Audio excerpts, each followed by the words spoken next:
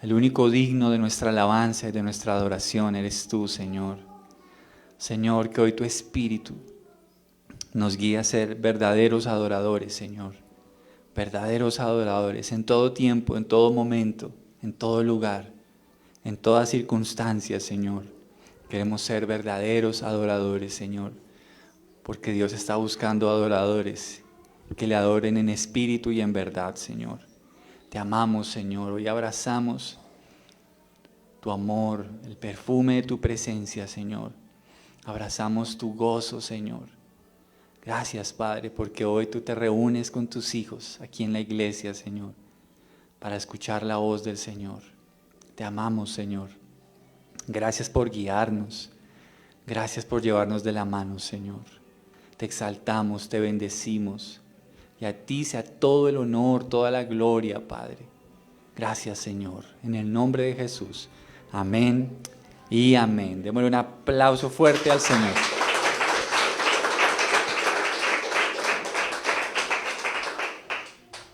Mis hermanos, muy buenos días. Dios los bendiga. Qué alegría reunirnos de nuevo. Espero que hayan tenido una excelente semana.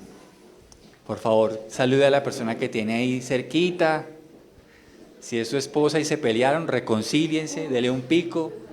Si no lo conoce, salúdelo, por favor. Y qué bueno que podamos estrechar esos lazos de hermandad en la iglesia, ¿verdad? Bueno, saludo a los que están también desde casa, el Señor les bendiga. Espero que pronto puedan también unirse y congregarse presencialmente. Muy bien, mis hermanos, vamos a continuar en este día domingo con la serie de Primera de Corintios.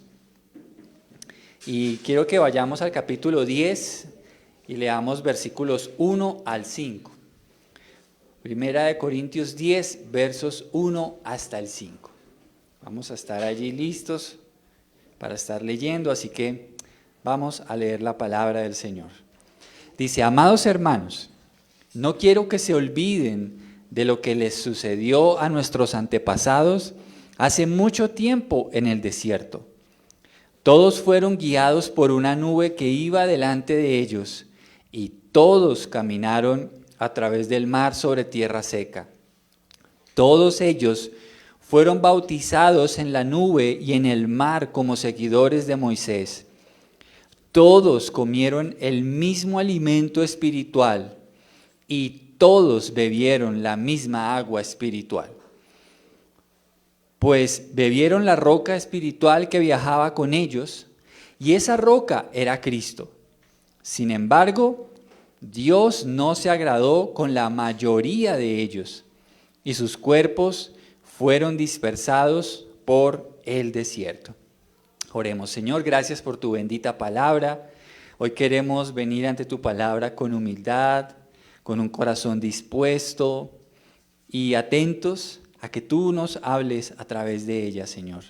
Queremos rogarte, Señor, haz tu obra en nuestras vidas. Me encomiendo a ti una vez más, mi Señor. Te suplico que me puedas usar para tus propósitos.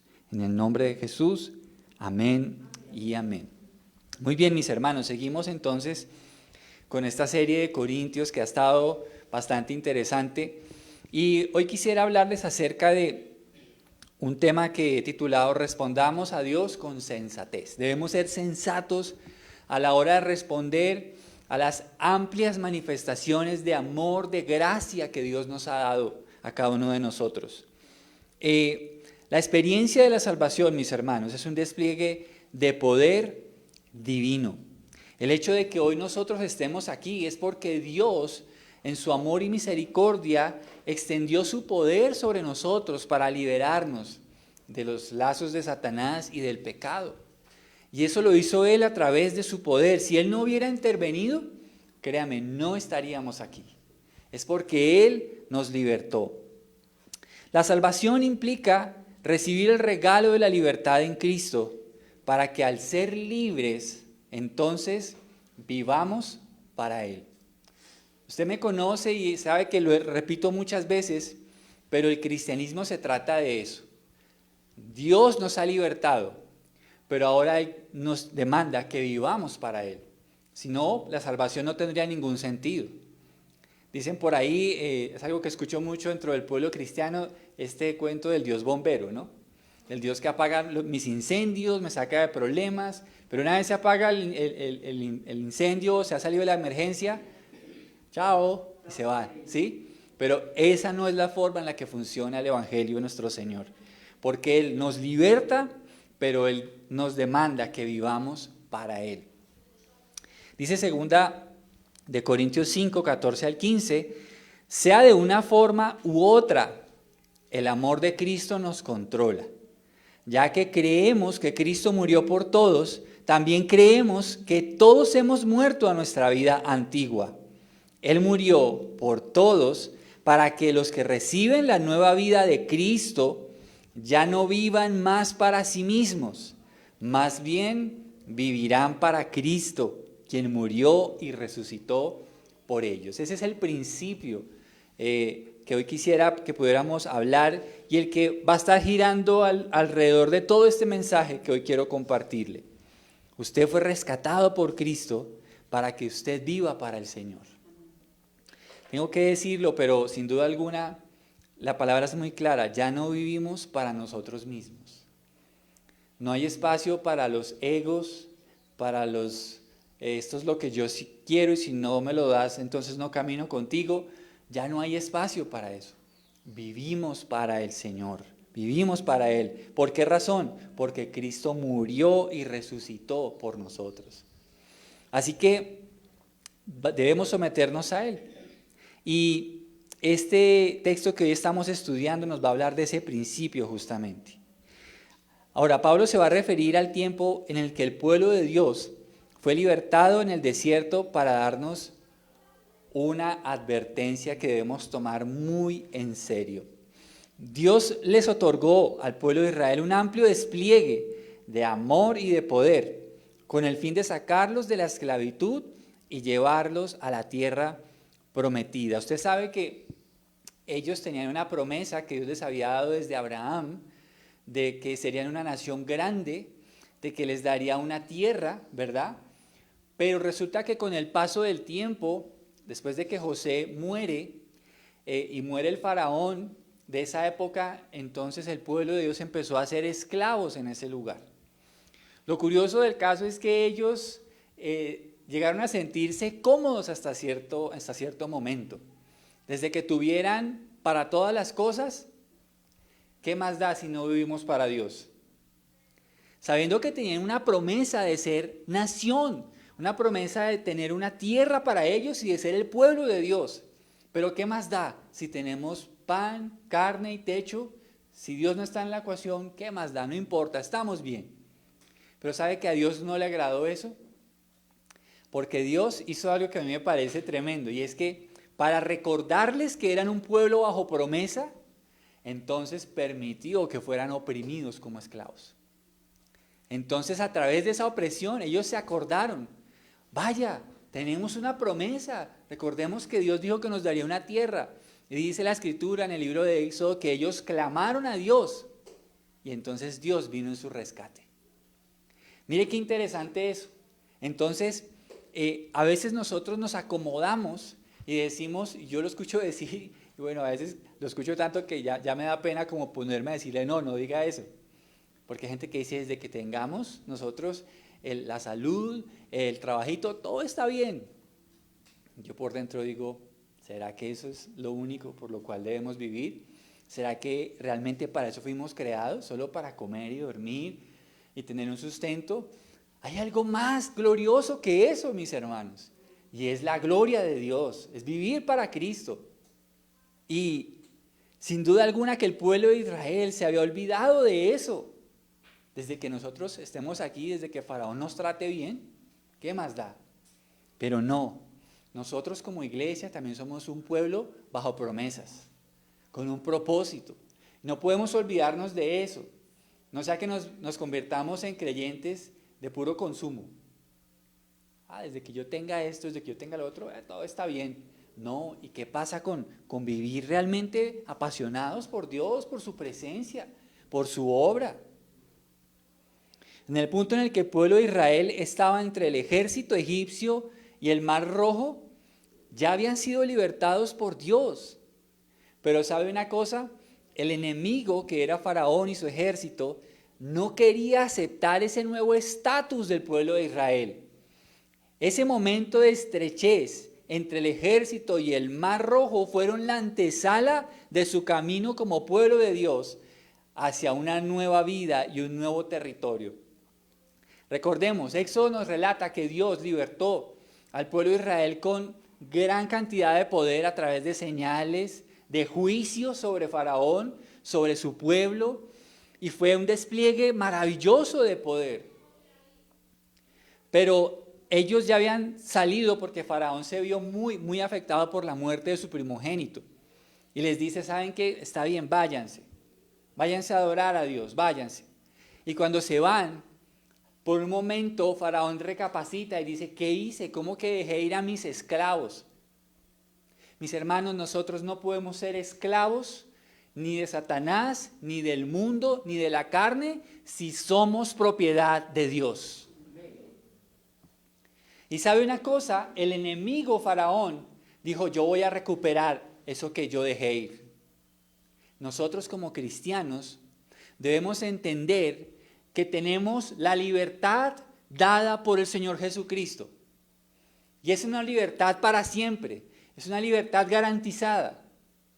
Pero ¿sabe? El enemigo se va a oponer a que usted y yo disfrutemos y caminemos con la libertad que Cristo nos ha hecho libres. De la misma manera en que Faraón los persiguió, Satanás va a querer perseguir a los creyentes. Y nos va a hacer entrar en dudas. Oiga, a mí me iba mejor antes, que yo no era ni cristiano. Si yo no fuera cristiano, yo sería más próspero. Yo tendría la pareja que quiero. Y a veces el enemigo nos mete eso en la cabeza. Porque, ¿sabe? Él quiere recuperar lo que el Señor le quitó de sus garras, y es su vida y la mía. Y empieza a través de todos estos cuentos, y empieza a hablarles mentiras, empieza a darles puros platos de lentejas, para que usted abandone las cosas gloriosas que Dios tiene para usted, y entonces nos conformamos con las cosas que Satanás y el mundo nos puede ofrecer. Pues mis hermanos, ese momento de estrechez entre el ejército y el Mar Rojo, les repito, fueron la antesala hacia una nueva vida y un nuevo territorio. Usted y yo vamos a estar en guerra. No se olvide de eso. ¿Quién dijo que el caminar con Dios iba a ser todo fácil? No, vamos a tener un enemigo que se va a oponer. Y él va a querer recuperar su vida. El Señor Jesús nos libertó del yugo del pecado y de Satanás. Por eso nosotros debemos vivir firmes en esa libertad, firmes. Ahora, mire lo que nos relata el apóstol Pablo de lo que Dios hizo por todos aquellos que salieron de Egipto. Y quiero que note una constante en el relato, por lo menos de los primeros 5 versículos, y es la palabra todos. Se repite casi 4 veces, todos, todos, todos. Dice el versículo 1, amados hermanos, no quiero que se olviden de lo que les sucedió a nuestros antepasados hace mucho tiempo en el desierto. Todos fueron guiados por una nube que iba delante de ellos, y todos caminaron a través del mar sobre la tierra seca. Dios proveyó algo, y es que les dio un guía y un camino para huir de su antigua vida. Les dio un guía y un camino. 2 cosas. ¿Cómo los guió? A través de la columna de nube y de fuego que estaba con ellos. Esa era la manifestación de Dios para ellos, para ser guiados en el camino. Les dio guía, es decir, cuando Dios los saca de la esclavitud, no los abandona a su suerte. Dios les brinda muchos recursos sobrenaturales para que puedan seguir caminando en la senda de Dios. Y uno de esos recursos era la columna de nube y de fuego que los guiaba. Dice Éxodo 13, 20 al 22. Entonces los israelitas salieron de Sucot y acamparon en Etam, al límite del desierto.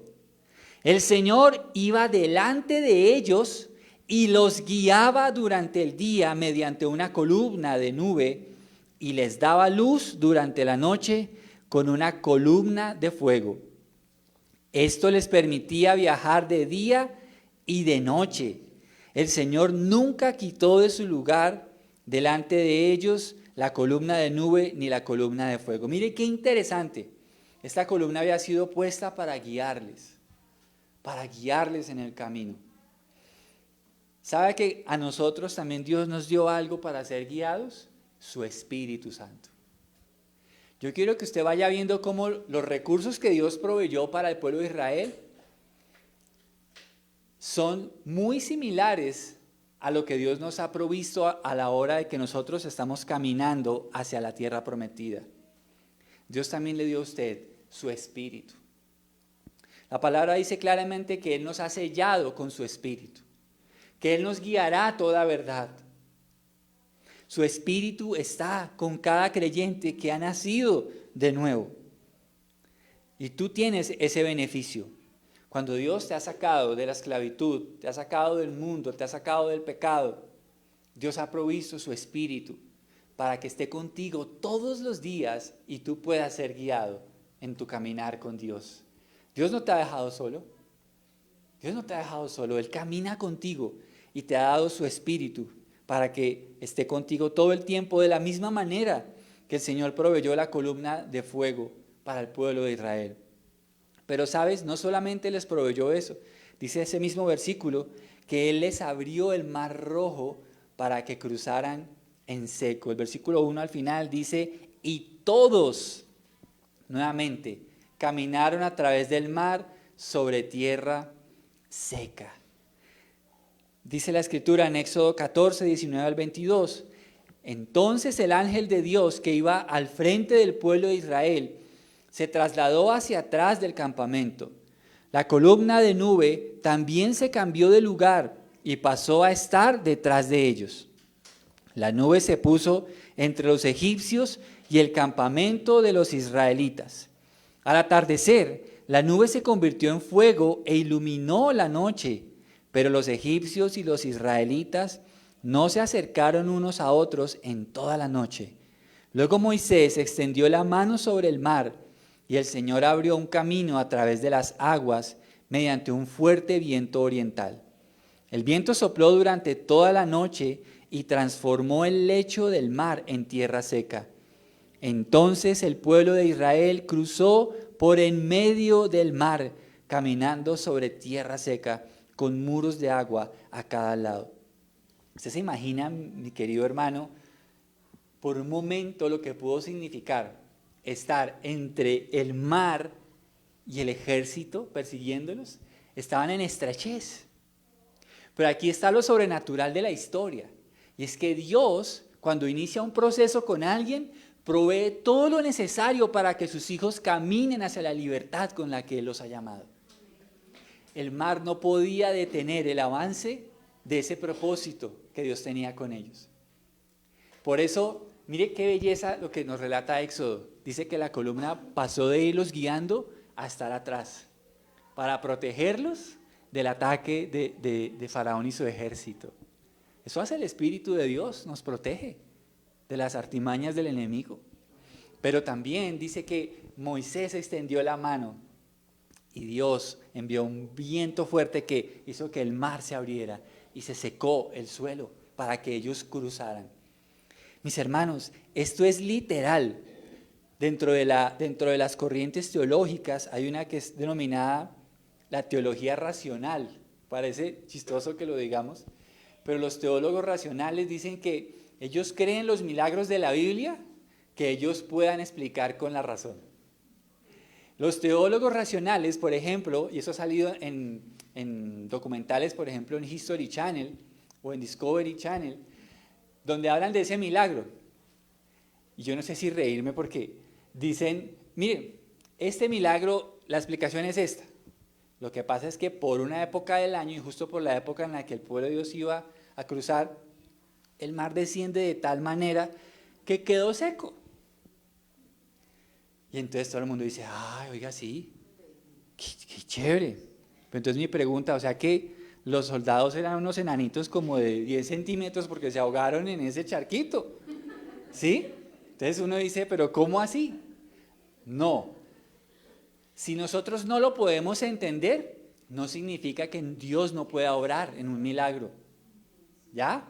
Y eso es lo que hace la teología racional. Miren que justamente hablando de esto, en una clase que Dios me está permitiendo dictar los viernes, hablábamos de la diferencia entre María y Marta, cuando Él va a resucitar a Lázaro. Dese cuenta que la respuesta que Jesús le da a Marta es muy diferente a la de María, porque a Marta le dice, yo lo resucitaré, y Marta le responde, que es lo que a mí me pareció interesante de ese verso, le dice, sí Señor, yo sé que tú lo resucitarás el día postrero. O sea, le citó como si supiera las promesas de la Biblia, pero muy diferente a lo que pasó con María. Porque María le dice al Señor, le hace el mismo reclamo, Señor, si hubieras estado aquí, mi hermano no habría muerto. Y Jesús, ¿saben qué hizo? Lloró con ella. ¡Wow! Porque nosotros necesitamos aprender de esa cercanía con Dios. Y Jesús no tuvo que darle ninguna explicación. Le pregunta, ¿dónde lo pusieron? Y la diferencia entre Marta y María es que María sabía que Jesús podía cambiar esa circunstancia ya. No, a veces decimos, sí, yo sé que Dios va a hacerlo el día en que resucite todos los muertos, que fue lo que dijo Marta. Pero Jesús dijo, no, mijita, es que lo voy a hacer ya. ¿Sí? Mis hermanos, qué bello es entender cuando nosotros vemos que hay un poder muy grande que está a disposición de los que creen en el Señor. Y sabe, Dios literalmente le ordenó a ese mar que se abrieran dos. Yo no sé, pero tal vez usted pueda estar pasando por un momento de estrechez. Tiene un mar rojo delante, el ejército atrás. Pero créale a Dios y deje que el Señor abra ese mar para que usted cruce en seco. Créale al Señor. Dios le abrió el mar haciéndoles un camino. Mire qué bello, porque el Señor provee un camino. No dice caminos, dice les abrió un camino hacia la tierra prometida. Nuestro camino hacia el cielo es nuestro glorioso Señor Jesucristo. Él proveyó un camino para que nosotros pudiéramos ir a Él, porque no hay otro camino que nos lleve a Dios. Para el creyente en Jesucristo, el mar rojo ha sido abierto para que crucemos hacia los brazos de Dios como Padre y avancemos hacia el reino de Dios. Pero nosotros también tenemos enemigos, así como el pueblo de Dios lo tuvo en ese momento. Según la Escritura tenemos 3 enemigos: la carne, el mundo y Satanás. 3 enemigos que están al acecho de esa libertad, están al acecho de su alma, de mi alma, están al acecho para trastornar la libertad gloriosa que Dios nos ha dado. 3 enemigos a los cuales usted y yo nos enfrentamos a diario: al mundo y su sistema de valores, a la carne con su debilidad y al diablo que quiere ser tropiezo, engañador, usurpador. A diario nos enfrentamos con esos 3 enemigos, pero le tengo buenas noticias. Esos enemigos fueron vencidos por el Señor Jesucristo en la cruz del Calvario. Y Él ha provisto victoria contundente sobre ellos. Y usted puede caminar como un creyente por un camino en seco sin que el agua le aplaste, sin que su enemigo lo alcance. Usted puede correr hacia la gloria de Dios. El mar rojo ha sido abierto a través de su victoria sobre nuestros enemigos. Podemos cruzar en seco por las dificultades que nos quieran impedir el avanzar con Dios. Así que si usted está luchando hoy en esa libertad, porque Dios le ha dado libertad y usted debe creerlo, también debe creer que Dios le va a sostener y le va a proveer todos los mecanismos necesarios para que usted siga en esa libertad. Siga en esa libertad. Lo vamos a ver el próximo domingo en los textos que siguen. Pero le adelanto que la Escritura dice que Dios no nos dejará ser tentados más allá de lo que podamos soportar, y dice que juntamente con la tentación nos dará una salida para que podamos soportar. De eso vamos a hablar, si Dios lo permite, el otro domingo. Pero mis hermanos, Dios nos ha dado un camino y te ha dado un camino. Solo necesitas acudir a la presencia de Dios para que Él te muestre el camino que debes tomar. No para siempre tú vas a ser un esclavo, no para siempre, porque desde el cielo ha sido dada una orden de que tú eres libre para Dios. Tú eres libre para Dios. Versículo 2, leamos el versículo 2 de 1 Corintios 10. Dice, todos ellos, mire otra vez esa palabra, todos ellos fueron bautizados en la nube y en el mar como seguidores de Moisés. Dios colocó a Moisés como su líder designado para guiarlos en el camino. Moisés era un hombre de carne y hueso, con fortalezas y debilidades. Pero Dios lo escogió a él para ser un instrumento del Señor en todo este proceso de liberación y caminar hacia la tierra prometida. Moisés se convertiría en un mediador entre Dios y su pueblo. Moisés escuchaba las instrucciones del Señor y se las daba a conocer al pueblo de Dios. Pero también Moisés llevaba en oración las peticiones de sus compañeros de viaje y se las presentaba a Dios. Moisés se encargó de presentarles la ley para que ellos supieran qué debían hacer ahora que eran pueblo de Dios. Moisés juzgó los casos que se presentaban entre el pueblo. Qué tarea tan importante la que llevó a cabo Moisés durante ese viaje. Pero recordemos que Moisés no era divino. Moisés era un ser humano con debilidades, con flaquezas. Sin embargo, Dios quiso llamarlo, fortalecerlo para que fuera un instrumento de Dios. Qué tarea tan importante la que él realizó. Hoy en día Dios sigue colocando personas de carne y hueso que son los ministros del Evangelio. Dice Efesios 4:11 al 12. Ahora bien, Cristo dio los siguientes dones a la iglesia: los apóstoles, los profetas, los evangelistas y los pastores y maestros. Ellos tienen la responsabilidad de preparar al pueblo de Dios para que lleve a cabo la obra de Dios y edifique la iglesia, es decir, el cuerpo de Cristo. El Señor sigue designando líderes espirituales para que puedan guiar al pueblo de Dios en ese camino, en ese trayecto hacia la tierra prometida. Pero recuerde, son personas de carne y hueso que van a tener luchas también con sus propios pecados, van a estar batallando en su vida, pero que también van a estar muy alegres de ver la obra de Dios en cada uno de las personas que lideran. Así que cuando dice que Dios los bautizó para ser seguidores, ¿verdad?, de Moisés, entonces el Señor también nos llama a que seamos seguidores de Cristo, que nos ha designado a nosotros como líderes del rebaño del Señor. Ahora vayamos a los versículos 3 y 4. Y vuelve la palabra todos. Todos comieron el mismo alimento espiritual. Versículo 4.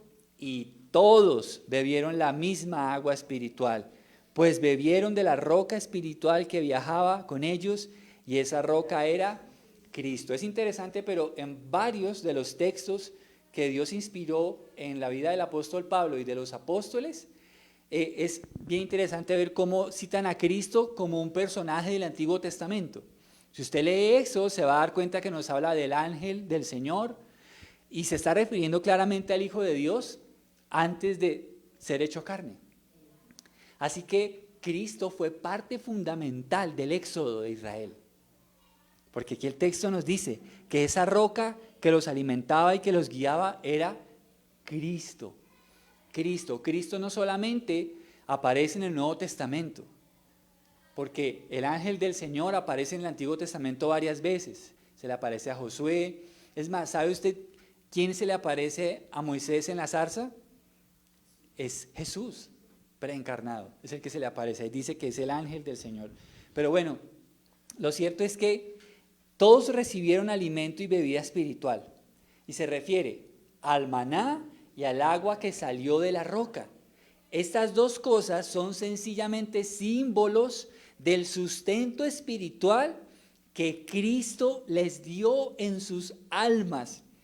Miren, mis hermanos, nosotros venimos a la iglesia y recibimos palabra porque no solamente de pan vive el hombre, sino de toda palabra que ha salido de la boca de Dios.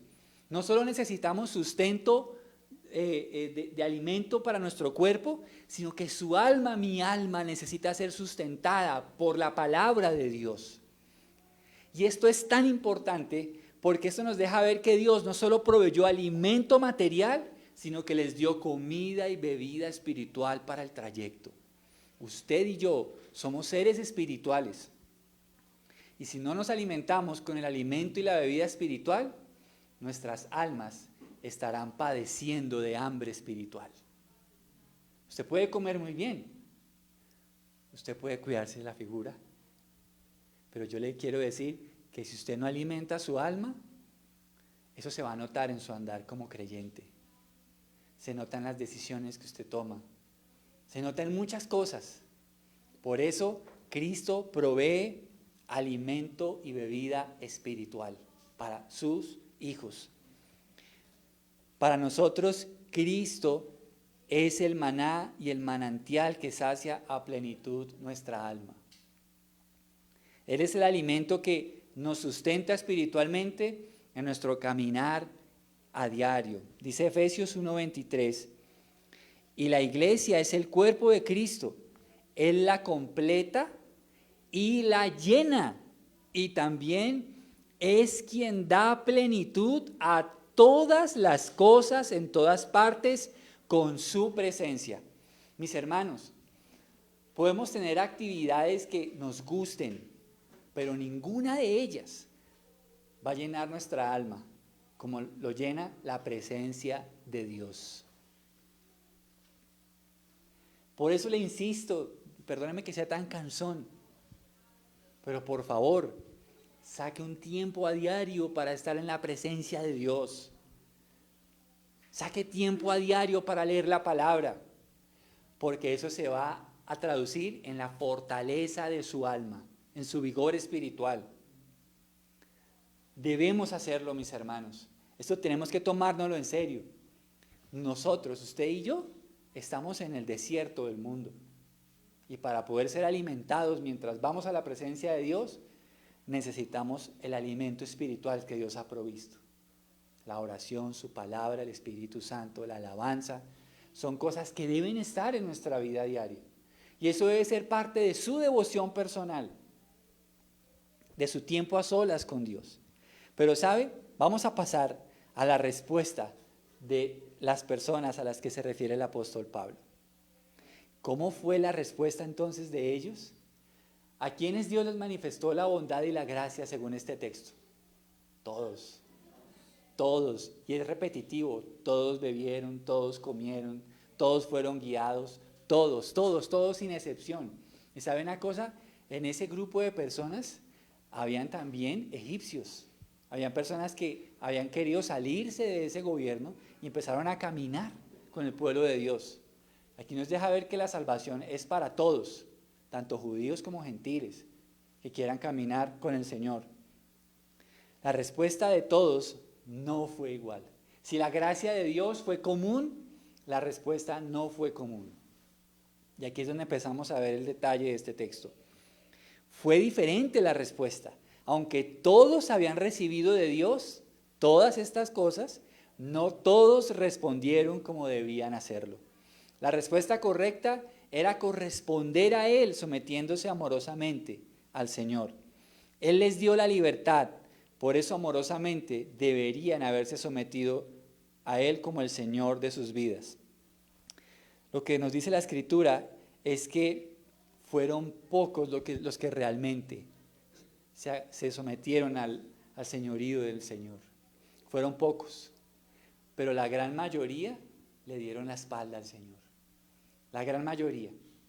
Por eso es tan importante, mis hermanos, que cuando nosotros veamos el tema de la tentación, entendamos que si nosotros estamos vigilantes ante la tentación, vamos a ser guardados de darle la espalda a Dios.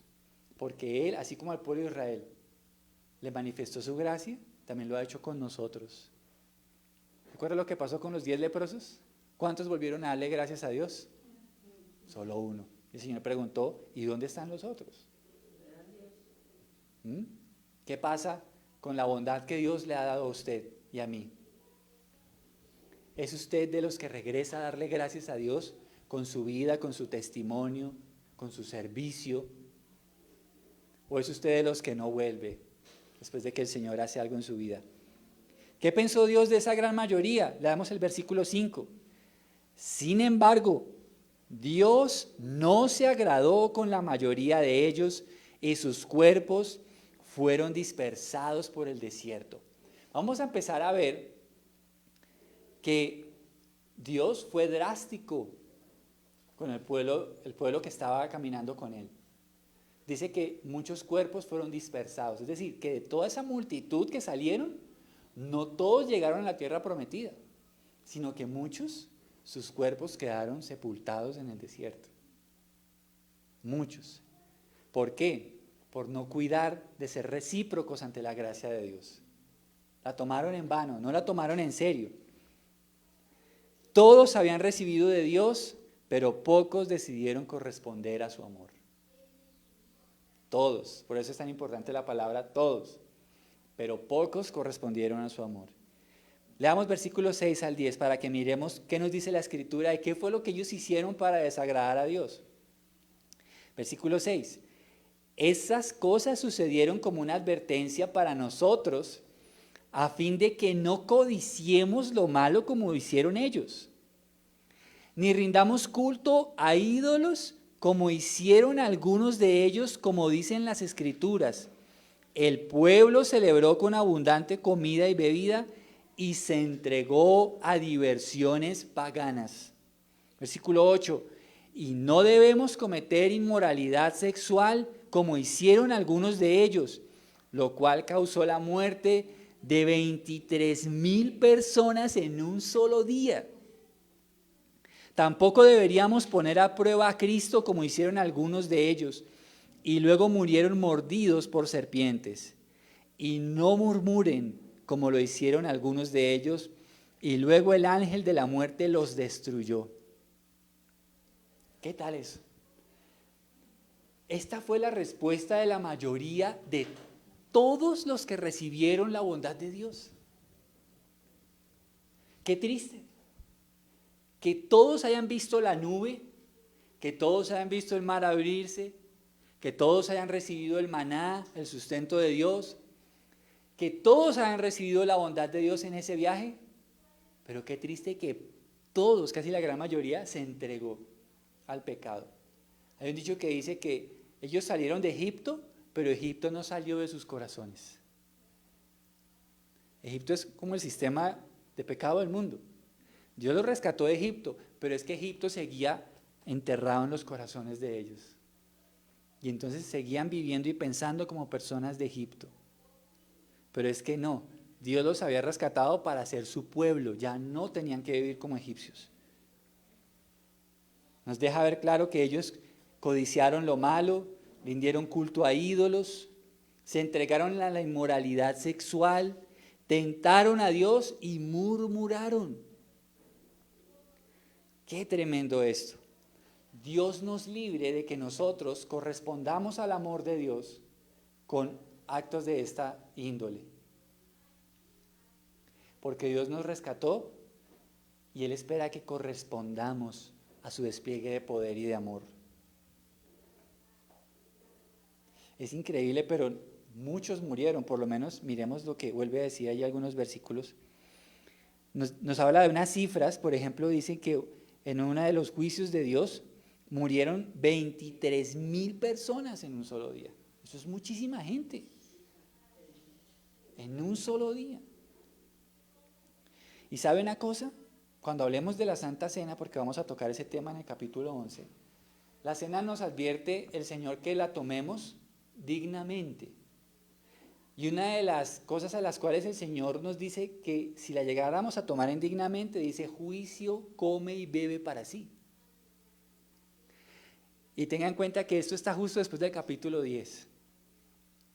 Y si sabe que hay personas que están enfermas, no porque el diablo los haya atacado, sino porque a veces hay personas que se han puesto a jugar con la Santa Cena. Hay personas que la toman y siguen viviendo en pecado. Y la toman como algo común. Ay, sí, tan bonito que oran en la iglesia. Comamos pan, tomemos vino. No hagamos eso. Porque mire lo que pasó con el pueblo de Dios, que se pusieron a jugar con las cosas del Señor. Y dice que cayeron en un día 23,000. Dios nos libre de que a veces nos enfermemos por un juicio divino.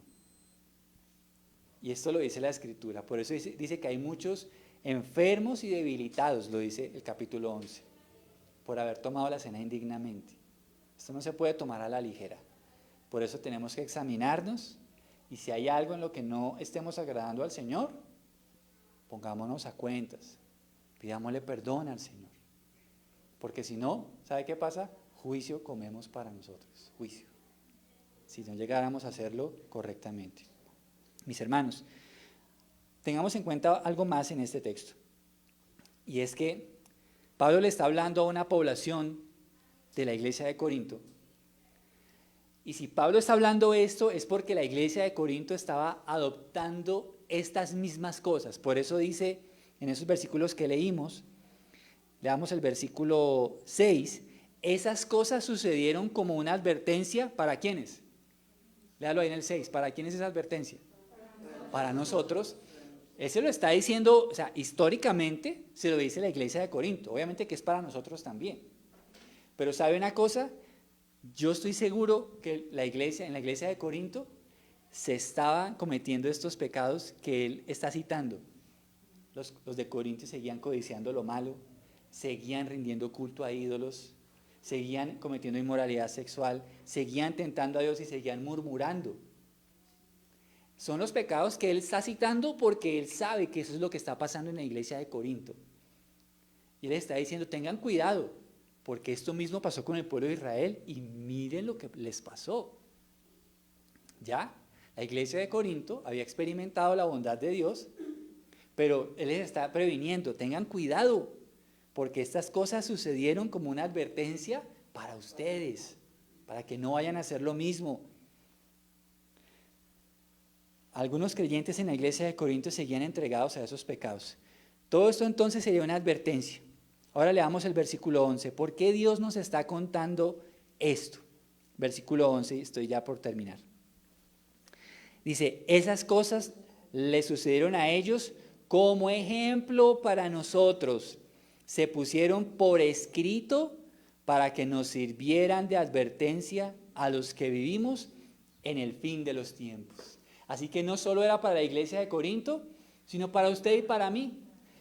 ¿Usted sabe qué marca el inicio del fin de los tiempos según la Escritura? El derramamiento del Espíritu Santo sobre la iglesia, lo dice el libro de Joel. Y desde que el día de Pentecostés vino a la tierra, si hablamos de una dispensación o de tiempos bíblicos, estamos en tiempos del fin ya. ¿Sabía eso? Entonces, todos los creyentes que vivamos después del derramamiento del Espíritu Santo, esa advertencia es para nosotros. Para que nosotros no cometamos los mismos errores. Venimos del domingo pasado a hablar de que Pablo habla a la iglesia como atletas, como luchadores, ¿cierto? Que se guarden, que se preparen, que no den puños al aire, que sepan disciplinar su cuerpo. ¿Por qué Pablo les estaba diciendo eso? Para evitarles caer en el mismo error del pueblo de Israel. Las disciplinas espirituales nos evitan caer en este tipo de errores. Las disciplinas espirituales. Algunos dicen que el Dios del Antiguo Testamento era más bravo que el del Nuevo. Y sabe, no es así. Dios sigue siendo el mismo. Dios es amor, claro. Pero tenga en cuenta que Dios también tiene disciplina. Dios disciplina a sus hijos. No nos tomemos esto como un juego, mis hermanos. Dice la Escritura que Dios es rico en misericordia. Rico en misericordia. Pero su paciencia también se agota. Tengamos cuidado con eso. Cuando Dios actúa con esa severidad que nos describe el libro de Éxodo, es porque Dios les ha dado múltiples oportunidades para que ellos empiecen a caminar afín con Él. Múltiples. Pero hubo un punto en el que la paciencia de Dios se agotó y empezó a actuar con este tipo de juicios tan severos. Entonces, acuérdese, usted y yo podemos, no lo digo poder porque sea un permiso, sino digo porque a veces vamos a cometer pecados. Pero tengamos cuidado con aquellos que se convierten en una repetición, porque va a haber un punto en el que Dios empieza a obrar, como dice Hebreos, que Dios al hijo que ama, disciplina. Dios va a empezar a ejercer disciplina si no tomamos correctivos en esos aspectos en los que Dios ha venido diciéndonos hace rato, mira, vete y no peques más, como le dijo a la mujer que fue descubierta en pleno acto de adulterio, vete y no peques más. Señor, perdóname, está bien, vete y no peques más. Pero hay un punto en el que el Señor empieza a disciplinar. Y entonces, ¿o no cree usted que eso fue la disciplina del pueblo de Israel? El haber sido oprimidos por Faraón. Se olvidaron de su llamado, se olvidaron de quién era su Dios, se olvidaron de sus promesas, de sus propósitos. ¿Y el Señor qué hizo? Disciplina. Permitió que los oprimieran como esclavos. Y entonces ellos sí levantaron su cabeza, tenemos un Dios, Señor, acuérdate de nuestras promesas. Entonces, tengamos en cuenta eso. Mis hermanos, Cristo tiene todo el poder para hacerte libre de la esclavitud del pecado. Y si hoy eres esclavo, corre a Él por tu libertad, porque Él sigue siendo el gran libertador de los pecadores.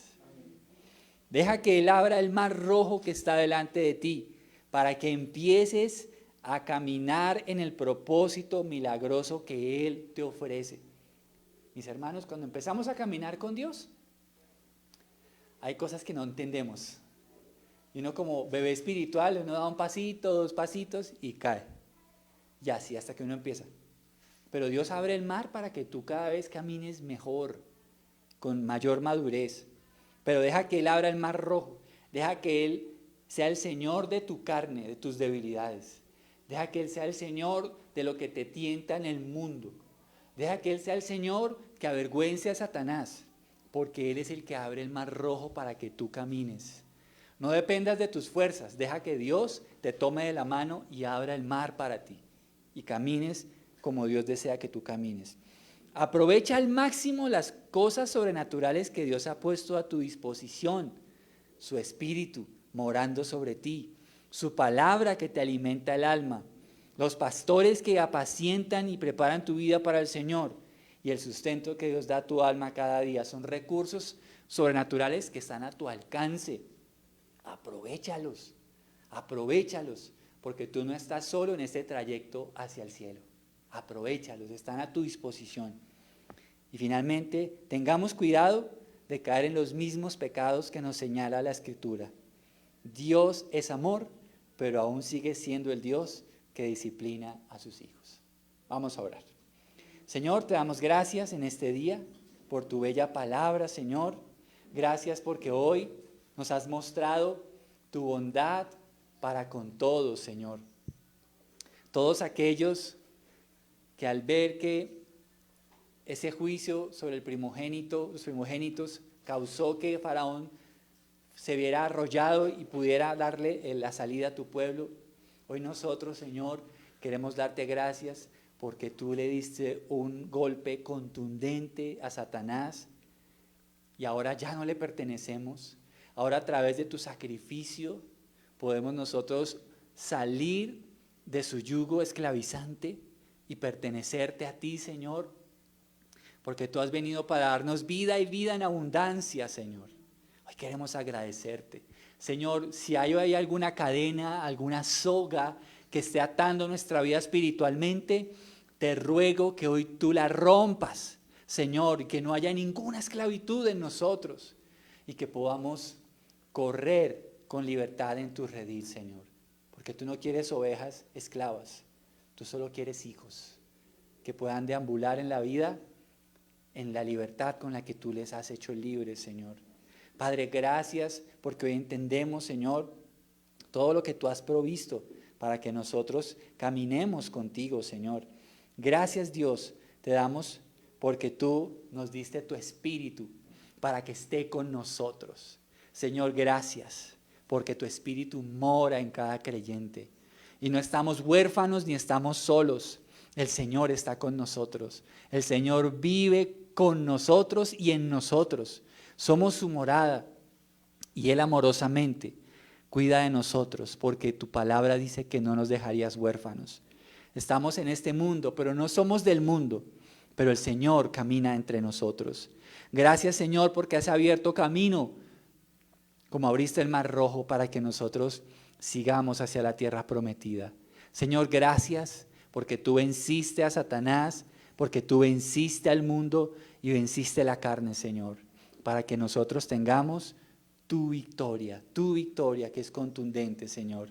Gracias, Señor, porque tu palabra dice, todo lo puedo en Cristo que me fortalece, y en Él soy más que vencedor sobre mis enemigos espirituales.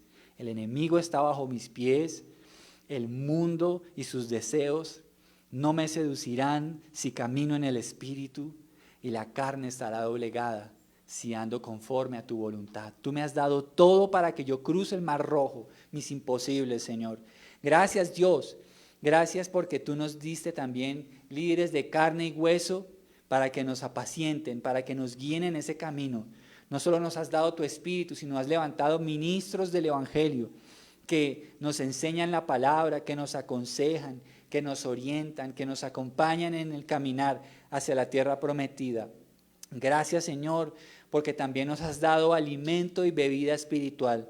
Gracias te damos por el alimento glorioso de tu palabra. Señor, hoy nos comprometemos a comer más del alimento precioso que es tu bendita palabra, para que nuestras almas no perezcan de hambre, buscando consejos, Señor, de personas o de cosas que no tienen nada que ver contigo, porque tus palabras son espíritu y son vida, Señor.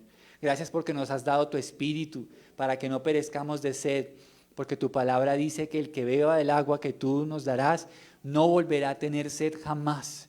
Y hoy queremos seguir siendo saciados por esa fuente de vida eterna que colocas en nuestro interior, Señor. Gracias, y Padre, líbranos de ser, Padre, contados entre la multitud de los que no te agradaron, Señor. Ayúdanos a tomar una decisión hoy radical, Dios, que aunque muchos son los que entran por la puerta ancha que va a la perdición, nosotros escojamos ir por la senda, ir por la puerta estrecha, Señor.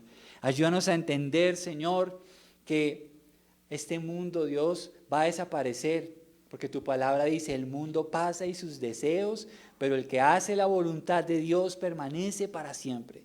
Señor, hoy queremos responder de la mejor manera a tantas manifestaciones de amor que tú nos has dado, Señor. Pero sobre todo, queremos corresponder a tu Hijo, quien ha dado su vida por nosotros, Señor, para ser nuestro pastor y nuestro Rey. Señor, gracias te damos por tu palabra y déjanos hoy entender la seria advertencia que 2 veces se repite en este texto, que todas estas cosas sucedieron como ejemplo, como advertencia, para que nosotros no caigamos bajo la disciplina divina, Señor. Señor, si es necesario, y aunque nos duela, trae disciplina a nuestras vidas, disciplina que produzca santidad, disciplina que produzca cambios. Señor, líbranos de ser tibios, líbranos de estar acomodados, líbranos de estar estancados espiritualmente, Señor. Ayúdanos, Dios, a entender que si caminamos contigo, siempre iremos avanzando. Líbranos del conformismo, Señor, de caer en la media de todos los demás. Ayúdanos a ir más allá contigo, Señor, como lo veíamos el domingo pasado, tener esas disciplinas espirituales, Señor. Ayúdanos, Señor. Te suplico que en esta iglesia no suceda lo que pasó en el desierto, que muchos quedaron atrás en el camino, habiendo vivido y disfrutado los beneficios tuyos, sino que todos también podamos con gozo celebrar que tú abriste el camino y que tú nos llevaste a tu reino, Señor. Te ruego, te suplico, si en este momento hay alguien en la iglesia que está siendo tentado, que está siendo engañado por el enemigo. Padre, que está haciendo, que el enemigo ha venido diciéndole en sus oídos, deja el camino de Dios, eso no te ha servido de nada. Señor, hoy oramos para que esa mentira se vaya de sus vidas, Señor, y puedan entender que la puerta a la perdición es ancha, pero el camino tuyo es estrecho, Señor. Ayúdanos, Señor. Hoy te suplico por aquellos que tienen su corazón débil, su fe débil, Señor. Pero hoy te ruego que tú traigas la fortaleza que proviene de tu Espíritu, Señor. Señor, trae fuerzas, trae nuevas fuerzas sobre la iglesia, Señor. Trae nuevas fuerzas, Señor. Aviva hoy los corazones, Señor.